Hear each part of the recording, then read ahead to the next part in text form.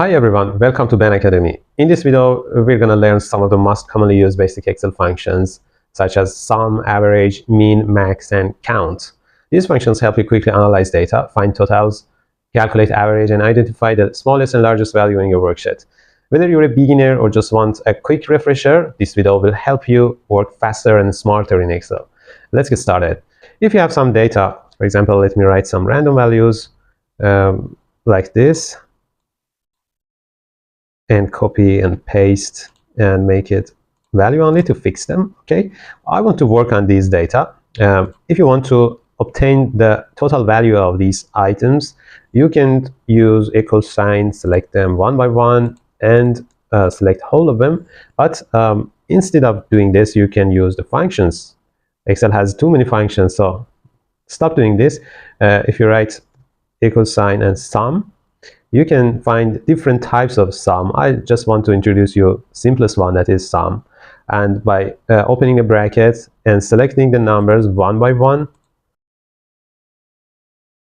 or selecting a range by clicking and dragging, or selecting with keyboard by moving upward and push Ctrl Shift and up. In this way you can select all the data in the upper area. Now you have to close the bracket, or you can enter if you know that only one bracket is remained, and in this case you're sure that only one bracket is remained. You can simply enter, and in this way the sum is obtained. The other way to obtain the sum is pushing auto sum, and the default item for after pushing the auto sum is the sum, and you can see that the range is automatically selected and sum is used here. I have described sum function in detail in another video, so let's go to the other items for doing the basic math in Microsoft Excel. To obtain average, you should first obtain the sum value and then divide sum by the number of values. But instead of doing this, you can use the average function.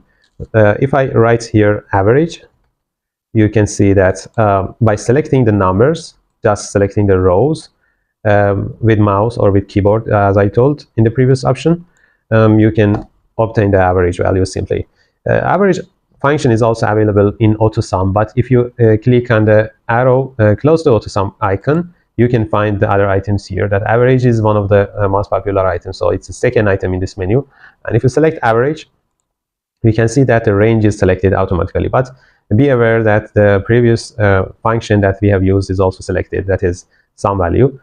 You can remove it by selecting and changing the number here and removing 19 to and make it 18, or you can also use mouse by selecting the corner of range and dragging upward one cell in this way. Now the range is edited and average is obtained like this.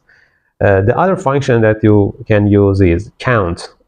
You can simply write count, and by selecting the values in this way, I know that these two items are not included in the data range, so I don't select them. And if you click on enter, you can see that 16 items are in the list, and if you click on them, and you can see here that count is 16, average is 0.49, and sum is 7.88. So these are the same values we have obtained by functions. By writing equal sign and minimum, only mean is enough, and opening the bracket and selecting the range, you can find the minimum value, and simply you can find the maximum by writing max and selecting the range. You can find the maximum value. Minimum and maximum are also available in the AutoSum menu. By selecting a minimum, again, you should be aware that you should select only the data range like this. And for maximum, you can also do the same thing by clicking on the max and editing the range like this. You can find the maximum value that are the same values I previously obtained. Only the way of writing formula or writing the function is different. We can also obtain the average by dividing sum by count in this way, and you can see that it's the same value. These are the basic functions for doing math in Microsoft Excel, and you may definitely need them if you are working on data, even in the simplest table you are working, or in a big data.